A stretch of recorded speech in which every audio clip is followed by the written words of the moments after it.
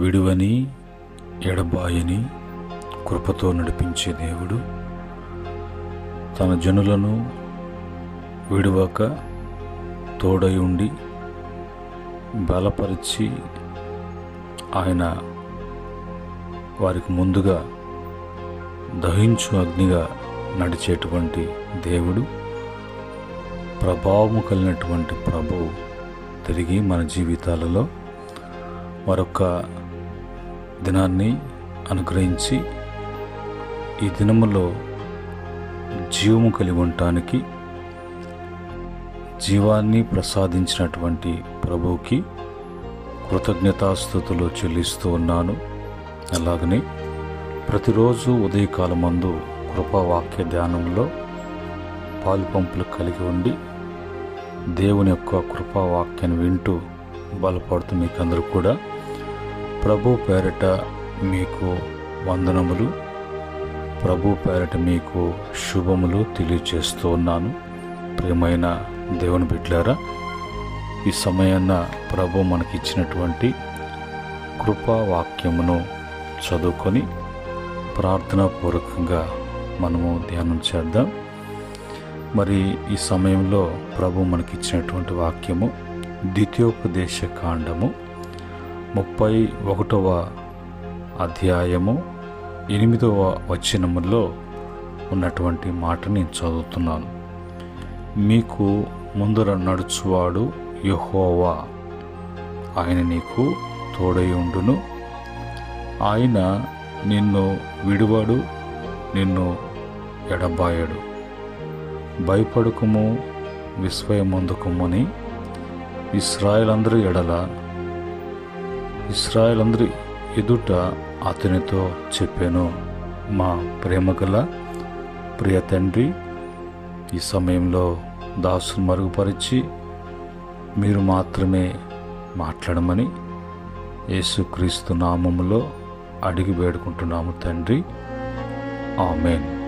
ప్రియమైన దేవుని బిడ్డలారా, ఈ సమయంలో మనం చదువుకున్నటువంటి మాటల్లో సందర్భం భక్తుడైనటువంటి మోషే గారు అప్పటి వరకు ఇశ్రాయేల్ ప్రజలను ఆయన నడిపిస్తూ దేవునికి మనుషులకు మధ్యవర్తిగా దేవుని యొక్క పని చేస్తున్నటువంటి మోషే గారు తన యొక్క పనిని ముగించుకొని మరి ప్రభు దగ్గరికి వెళ్ళేటువంటి సమయము ఆశ్రయం ఉన్నప్పుడు ఆ విషయాలు వాళ్ళకి బోధన చేస్తున్నప్పుడు వాళ్ళల్లో ఒక కలవరము, ఒక భయము, దిగులు, భీతి చెందినటువంటి సమయంలో వారిని ధైర్యపరుస్తూ మీకు ముందుగా దేవుడు ఉన్నాడు, ఆయన మీకు దహించు అగ్నిగా ఉన్నాడు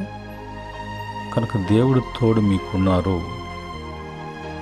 మిమ్మల్ని ఆయన విడవడు, ఎడబాయడు అని చెప్తూ అట్లా వాళ్ళని బలపరుస్తూ నా తర్వాత నా స్థానంలో యెహోషువను దేవుడు ఏర్పాటు చేసుకున్నాడు అని చెప్తూ యెహోషువను, భక్తుడైనటువంటి యెహోషువను బలపరుస్తూ నీకు ముందుగా దేవుడు ఉన్నాడు, నీకు తోడుగా దేవుడు ఉన్నాడు, ఆయనను నిన్ను విడవడు, ఎడబాయడు కనుక భయపడొద్దు, నిరుత్సాహపడవద్దు, బాధపడొద్దు అని మరి ఇశ్రాయేలు ప్రజలు ఎదుట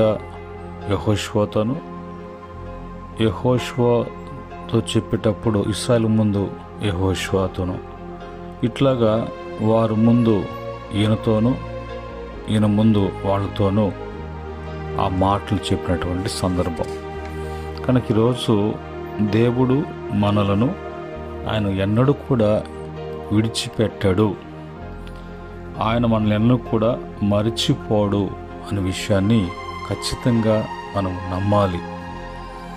ఆయన మరి మనకు తోడై ఉండి మనల్ని నడిపించటం కానీ, మనల్ని పోషించటం కానీ, మనల్ని జీవింపచేయడం కానీ చేసేటువంటి ప్రభు.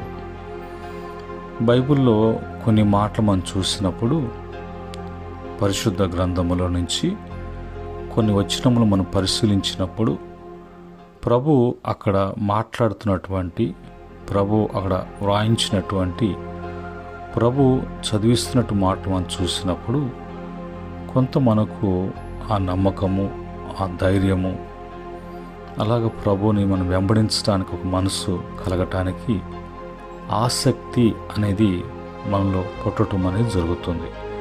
యోబు గ్రంథము 36వ అధ్యాయము 15-16 వచనాలలో శ్రమపడు వారిని వారికి కలిగిన శ్రమ వలన ఆయన విడిపించును, బాధ వలన వారిని విధేయులుగా చేయును, అంతేకాక బాధల నుండి ఆయన నిన్ను తప్పించును, ఇరుకులేని విశాల స్థలమునకు నిన్ను తోడుకొని పోవును, నీ ఆహారమును క్రొవ్వుతో నింపును అనే మాట రాయబడింది.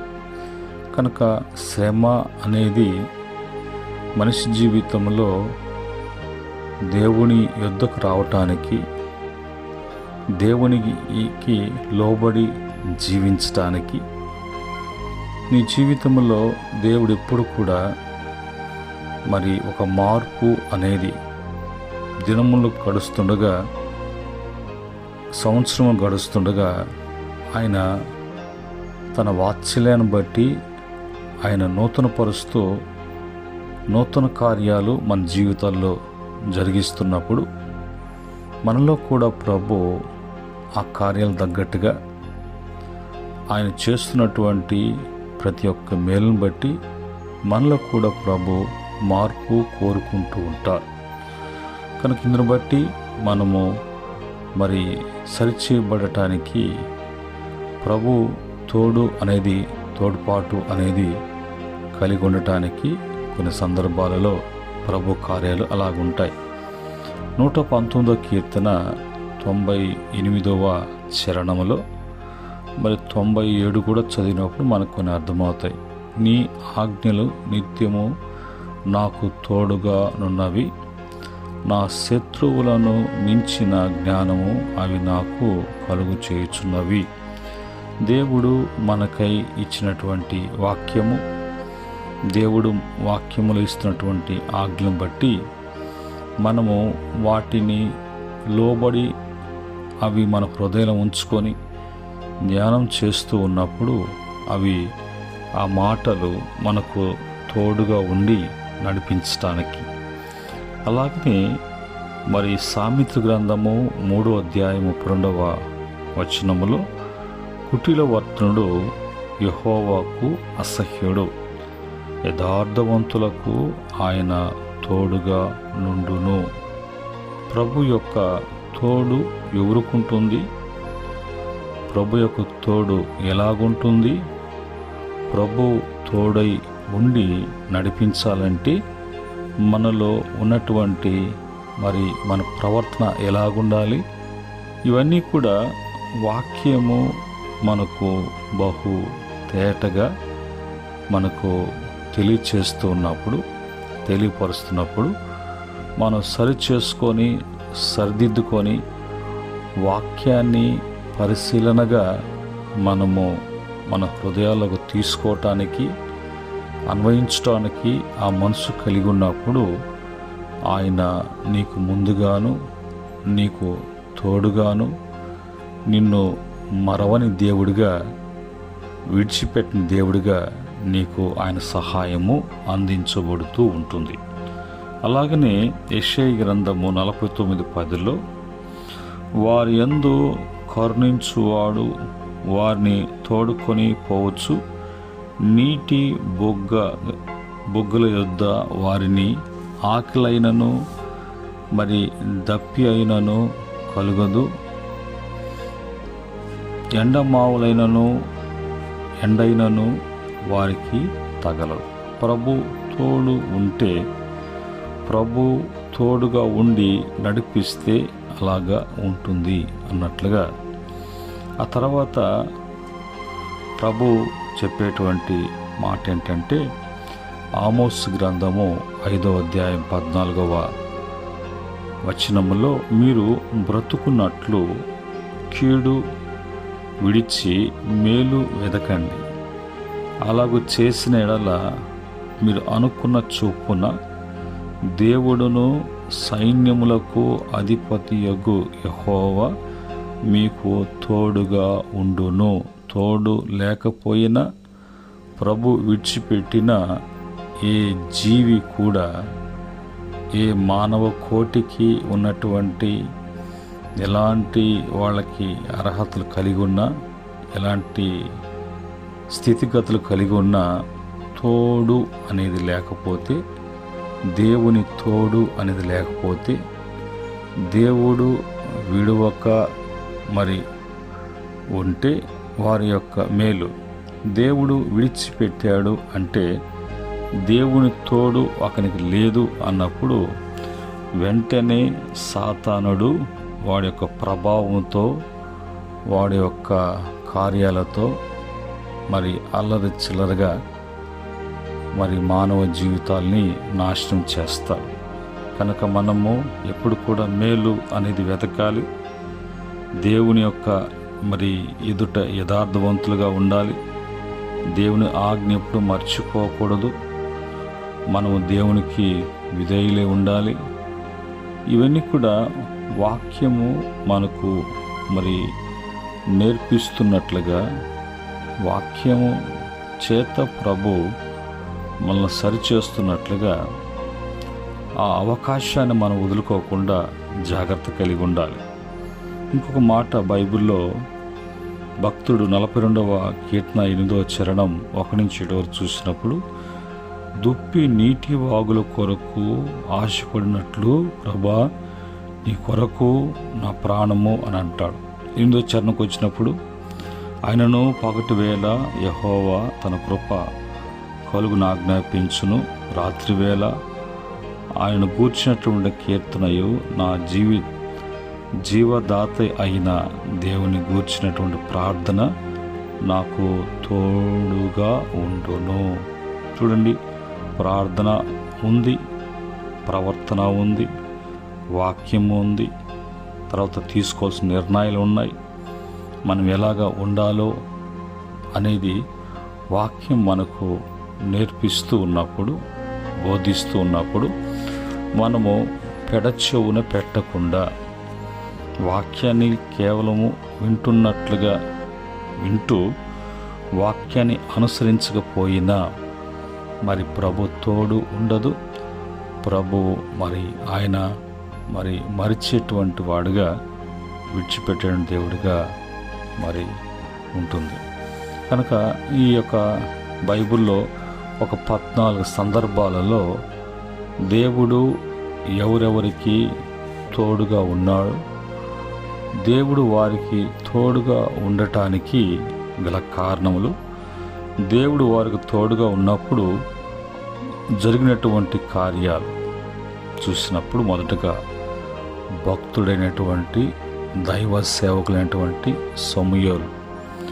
ఈ సమూయేలు గురించి 1 సమూయేలు గ్రంథము 3వ అధ్యాయము 19-20 వచనాలు, 3వ అధ్యాయం అంతా చూసినప్పుడు అక్కడ ఒక మాట ఏమని రాయబడి ఉందంటే, సమూయేలు పెద్దవాడు కాగా యెహోవా అతనికి తోడై ఉన్నందున అతని మాటలలో ఏదీయూ తప్పిపోలేదు. ఈ యొక్క సమూయేలు చిన్నతనంలో తల్లిదండ్రుల యొక్క నిర్ణయం, సమూయేలు చిన్నతనం నుంచి వెదిగినటువంటి స్థలం, పెంచబడినటువంటి విధానం, జీవించిన జీవితం అనేది చూసినప్పుడు అంతా కూడా దైవికంగా, ఆత్మ సంబంధంగా, భయభక్తులతో, వినయ విధేయతలతో ప్రభువుకు మాత్రమే అతను పరిచర్య చేసేటువంటి పాత్రగా అలాగా ఎదిగినప్పుడు దేవుడు స్వయాన అంత గొప్ప మరి ఏలి యాజకుడు మీ పక్కన పెట్టి చిన్నవాడైనటువంటి సమూయేలుని దేవుడు ఎన్నుకుంటాడు ప్రవక్తగా. యాజకుడిగా, న్యాయాధిపతిగా. కనుక ప్రభు తోడుగా ఉండి అతనును విడువక తన యొక్క పరిచర్యలో వాడుకుంటున్నప్పుడు ఏ విషయంలో కూడా అతను తప్పిపోలేదు. ఆయన మాటలు ఎక్కడ కూడా తప్పిపోలేదు. ఎంత భయభక్తులుగా పెరిగాడో, తనకు తల్లి పాలు విడిచినప్పుడు దేవుని సన్నిధిలో మందిరంలో విడిచిపెట్టినప్పుడు అక్కడి నుంచి ప్రభు అతను చూస్తూ వచ్చాడు.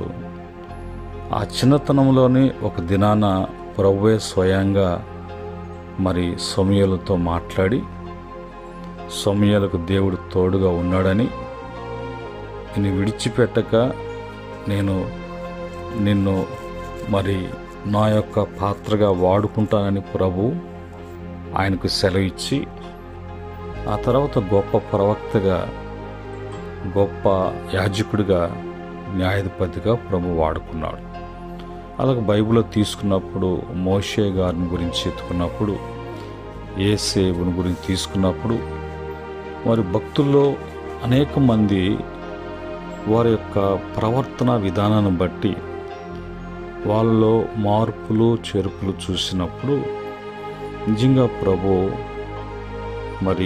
అలాగా కోరుకుంటాడు, అలాగా ప్రభు ఇష్టపడతారు. కనుక మనం కూడా ప్రభుకు ఇష్టంగా ఉన్నప్పుడు, ప్రభు యొక్క ఇష్ట ప్రకారంగా, చిత్త ప్రకారంగా మనం ఎదిగినప్పుడు ఆయన ఎప్పుడు కూడా మనకు తోడుగా ఉండి నడిపించే దేవుడిగా, మనల్ని విడువక ఎడబాయక ఆయన మనకు మేలు చేసేటువంటి వాడుగా, ఎప్పుడు కూడా కొదువు లేకుండా ఆయనే మనకు పోషణ అన్నట్టుగా, ఆయనే మనకు సంరక్షణ అన్నట్టుగా ఉదయకాలం ముందు కృపావాక్యం ద్వారా ప్రభు మనకు బయలుపరుస్తూ ఉండగా, తెలియపరుచుతుండగా అలక్ష్యం చేయకుండా ప్రభు కోరిన విధముగా, ప్రభు సరిచేసే విధముగా, సర్దిద్దే విధానములో ఆయనకు అప్పగించుకొని బట్టి దేవుని యొక్క ప్రతి మేలు పొందటానికి దేవుడు సహాయం చేయనుగాక. ఆమెన్. పరమందు ఆశ్రయుడైనటువంటి మా ప్రభు, మా ఆరాధ దైవమా, ఉదయకాలమందు మీ నోట నుంచి వెలువడినటువంటి నాయన కృపావాక్యాన్ని మాకు ఇచ్చారు. ఆ కృపావాక్యం చేత మమ్మల్ని నింపారు, బలపరిచారు, ధైర్యపరిచారు. మీరు కోరిన విధంగా మేము జీవించాలి, కానీ మా యొక్క ఇష్టాలు ఎప్పుడు కూడా ఎన్నడూ కూడా జరగకూడదు నాయన. ఆ విధంగా ప్రతి బిడ్డని సరిచేసి బలపరచండి. ఈ దినమంతట్లో బిడ్డల యొక్క చేసే ప్రతి ప్రయత్నంలో మీరు తోడుగా ఉండి సహాయం చేయండి. నిశ్చయముగా ఈ దిన పరిచర్య ప్రపంచమంతా కూడా మీరు ఆస్వాదించండి. తిరిగి మరొక కృపా వాక్యాన్ని మాకు ఇచ్చి బలపరచమని నీ కృపగల దయగల స్థలకు సమస్తం కూడా అప్పగిస్తుండగా మహిమ తెచ్చుకోమని యేసుక్రీస్తు నామములో అడిగి వేడుకుంటున్నాము తండ్రి. ఆమెన్. పరమందు దేవుని ప్రేమ, కుమారుని కృప, పరిశుద్ధాత్మ యొక్క సహవాసము వెంటనే బిడ్డలకును, సకల పరిశుద్ధులకును, ఆయన దాసులకును సదా తోడై నడిపించునుగాక. ఆమెన్. దేవుడు మిమ్మలను, మీ కుటుంబాలను దీవించి ఆస్వాదించి ఉద్ధరింపచేయునుగాక. ఆమెన్.